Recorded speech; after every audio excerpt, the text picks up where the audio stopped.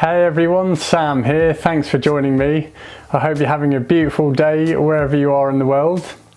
So continuing with the theme of autumn, in this video I'm going to show you how to paint some autumn colours and give you some tips on painting trees in general. So I'll show you a couple of what I call my go-to autumn colour mixes, which are easy to remember. So if you're painting an autumn scene or some trees and you're a little bit unsure how to paint some of those yellows, then these colour combinations are easy to remember and you'll be able to use them. Now if you like this video, be sure to give it a thumbs up and subscribe to my channel.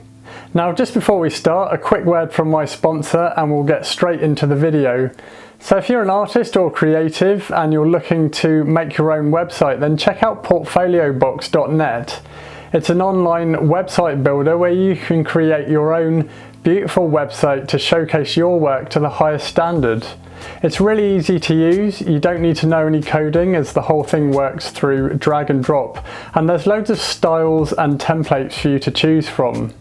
You can start building your website right away, and then when you want it to go live, just choose the plan that you wish to purchase. And right now Portfolio Box are offering a 50% discount on any of their plans for the first year by typing in the discount code SAMERP50, and I've put the link and the discount code in the description box below. Anyway, I hope you enjoy this video. Get your paintbrushes ready and let's roll the tape. I'm painting on a 25cm by 35cm linen panel. And prior to starting the painting, I toned the surface with a layer of burnt sienna, and this is going to warm up the canvas, which is going to be really good for a painting like this, as we're dealing with warm autumn colours, especially yellows and golds within the tree foliage. Now I made sure I'd let this underpainting dry for a few days before I actually started painting on it. I begin sketching out the composition with burnt sienna mixed with Liquin Original, and as I'm using oil paint, the Liquin Original is going to thin the paint, but also it speeds up the drying, which is very handy if you want to get your painting finished quickly. So I use a number 1 round brush to quickly sketch out the composition. So this is one of the reference photos that I used for this painting. I just really love the vibrancy of the autumn colours here. Now I'll just quickly go over the composition here. I've loosely incorporated a steel yard composition which just implies overall balance within the painting. So the main feature here is the poplar trees in the foreground, and then we've got some of those willow trees that are in the midground on the left side of the painting. They're smaller masses, but they're acting as a counterbalance to the poplar trees in the foreground. Now there's obviously a lot going on with this painting, but the main focus of this video is just painting some of those autumn colours and go-to colour combinations that we can use that are easy to remember, so that if you're painting an autumn themed landscape and you're not quite sure what colours you can use, then hopefully these colours will be easy enough to remember and you can use these as a base to start from. I'll go over the colours that I'm using, which includes titanium white, burnt sienna, yellow oxide, you can also use yellow ochre, cadmium yellow, quinacridone crimson, you could also use alizarin crimson instead, and ultramarine blue. So I'm using a limited palette here, which is actually a good thing because what it encourages is more colour harmony in the painting. I'm more likely to be using common colours throughout, so the painting's going to read better. Also, by using a limited palette, you'll start to get a much better understanding of how colours and values work. So once I've sketched out the composition, the first thing I think about are where are all the dark values and shadows in the scene that I'm painting.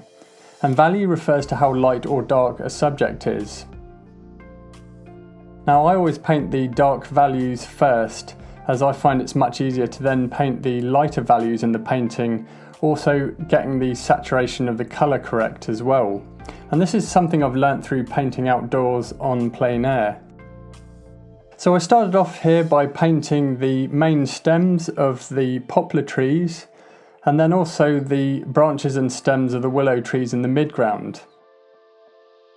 I also painted all the shadow areas of the hill in the background, which are some of the darkest values in the painting, as there's conifer trees growing on them. Now, conifer trees are naturally dark in foliage and they have lots of occlusion shadows. Trees are often some of the darkest values to be found in the landscape. Now, we're likely to find our darkest darks and our lightest lights in the foreground, but as landforms recede, darks are not quite as dark and lights are not quite as light as the value scale narrows.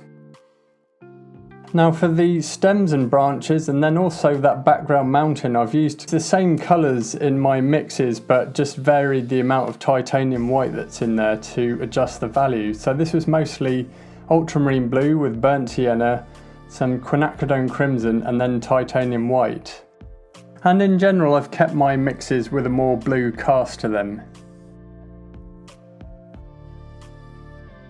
Now, once I've marked in the darkest values in the painting, the other main areas of shadows are within the tree foliage themselves. Now, in most cases, yellow itself is a light value colour, so that means the shadows of the leaves are also going to be lighter in value than they would be if the leaves were still green. I mixed the tree shadow foliage with yellow oxide, ultramarine blue and quinacridone crimson. This just helps to create a warmish greenish brown colour.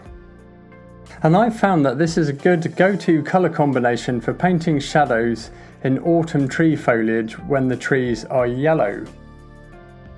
So here I use a number 5 flat brush to mark in those main shadow areas in the tree canopies. When it comes to painting trees that are so dominant within your composition, I find it's easier to paint them first and then paint the negative spaces around them, such as the sky or any background hills, afterwards. So next I start marking in the main areas of the tree canopies of the willows that are in the midground. And these are a kind of golden colour. Also, the sunlight is passing through the leaves as well, so we're getting some translucent light there. I want to keep the saturation of the colour a little bit lower here, so that when I paint the poplar trees in the foreground, the foliage here will stand out more. This is because I'll be using my most saturated colour in the foreground. I've kept the colour mix of these willow trees very simple, and I use yellow oxide with titanium white, which will make the value lighter and also desaturate the colour a little bit, and then I round it off with some quinacridone crimson, and that's going to create a nice golden tone.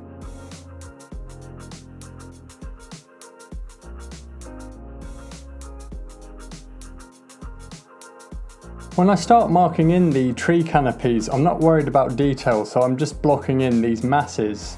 I'll be adding detail later on in the painting. I want to increase the saturation of the yellow in the foliage in the poplar trees in the foreground, and I use a mix of yellow oxide with cadmium yellow, which is going to really increase the saturation, then some titanium white, and I'll round it off with quinacridone crimson. And I'm actually able to use that existing mixture that I used for the willow trees that I just made, and I just add more yellow oxide, cadmium yellow and titanium white to it. Again, I use a number 5 flat brush to quickly block in the masses within the trees.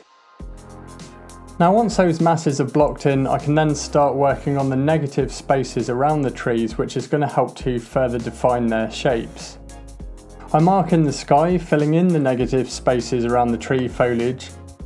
Also using the sky mix to create some holes within the tree's canopy. This is just going to add more interest and realism to the trees. I continue to block in the rest of the painting, adding the grass that's in the foreground, and then I also add in a few green leaves that's on the poplar tree. This is just going to add interest to the painting and just communicate that perhaps not all of those leaves have completely turned yellow just yet.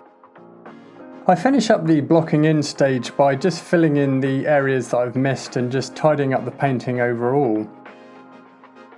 I add some more twigs and branches to the tree canopies overall, and I'm just preparing the whole painting so that once it's dry, I've got a good base to work from when I can begin adding detail to it.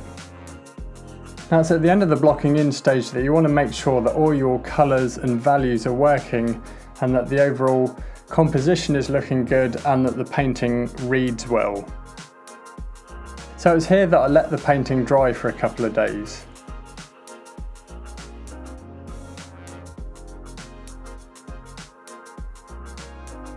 Now that the painting is dry, I'm able to start working on adding detail to the whole thing. And I'll begin with the furthest zone away in the painting, which is the sky and clouds. I continue to fill in the negative spaces around the tree canopies. And then moving forward, I work on the hill on the midground where the conifer trees are growing, and I start adding more form and definition to the trees that are growing on that hill. I'm able to use that same shadow mix to start defining the shapes of the willow trees in the midground, painting in some gaps within the tree canopies, but also altering the shapes of the tree canopies and getting rid of any distracting lines there. Once I'd done this, I then work towards building up the detail within the midground trees. So I mix up some more colour, and I'm using the same colours that I used in the blocking in stage, but this time I start adding some cadmium yellow. I just wanted to increase the saturation slightly, even though I'm going to make the value lighter. So this was a mix of yellow oxide with some cadmium yellow, titanium white, and then I rounded off with some quinacridone crimson.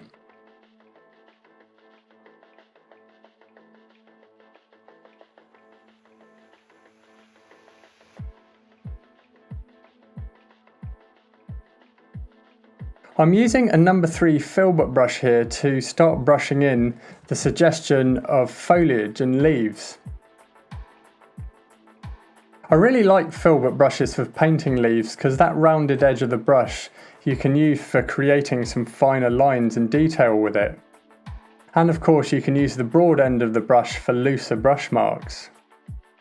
I use that same colour combination for the leaves on the poplar trees in the foreground, but I've increased the saturation by using more cadmium yellow in the mix. And again, I'm applying the suggestion of leaves with a number 3 filbert brush.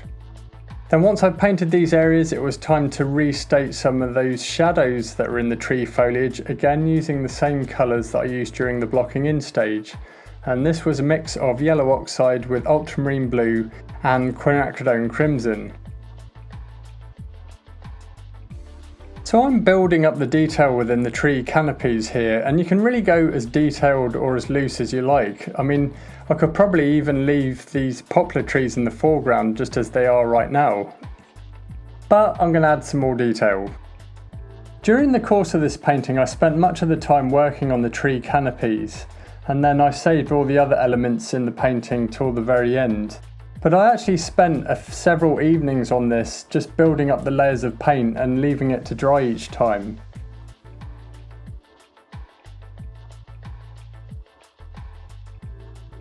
I added more detail to the foliage and the poplar trees in the foreground by filling in more of the negative spaces and adding some sky holes within the tree's canopy. And for this I used my sky mix again, which was a mix of ultramarine blue and titanium white. Again, I had to let it dry so that I could then paint over these areas and add more leaves to it. I added more stems and branches to the trees overall, and then went back over the tree canopies with more layers of foliage, and again using the same colours. But with each new layer of leaves that I've been adding here, I've been making the colour lighter. And this is going to help to build three-dimensional form within the trees. I'll be saving my lightest values until the very end of the painting. It was later on that I added much lighter colour to the tree canopies of the willow trees in the midground, again using the same colour combinations but with more titanium white in the mix. I've also been using a mix of number 2 flat brushes and number 3 filbert brushes. Now once the tree canopies were virtually complete, I let them dry again, and then I just worked on the grass in the foreground. I then completed the painting by adding my lightest values, which are just 1 or 2 leaves that are shimmering in the direct sunlight. For this I mixed titanium white with a little bit of cadmium yellow. Aside from adding a few details here and there to finish up the painting, it was here that I decided that the painting was complete. So I hope you enjoyed this video. Don't forget I have some written notes that accompany this video if you just check the link below. And if you'd like to have a go at painting this yourself, I actually have a full-length version of this video on my Patreon channel where I show you how to paint this from start to finish, and I show you everything, including how to mix all of the colours which I demonstrate on my palette. And I've put the link in the description box below.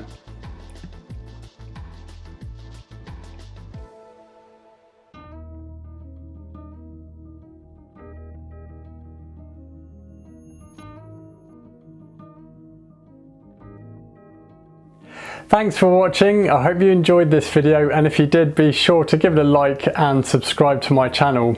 Also, please leave me a comment in the comments section below. Now, if you'd like to learn more about painting, then check out the painting resources I have on my website. I've got lots of free written painting tutorials that you can copy and follow along with, and I've also provided reference photos as well. Now, I also have full-length painting tutorial videos available for sale from my website, and these are much more in-depth, where I show you a painting from start to finish and show you the whole process. So we go into lots of different aspects of landscape and seascape paintings. So check that out at samuelearp.com.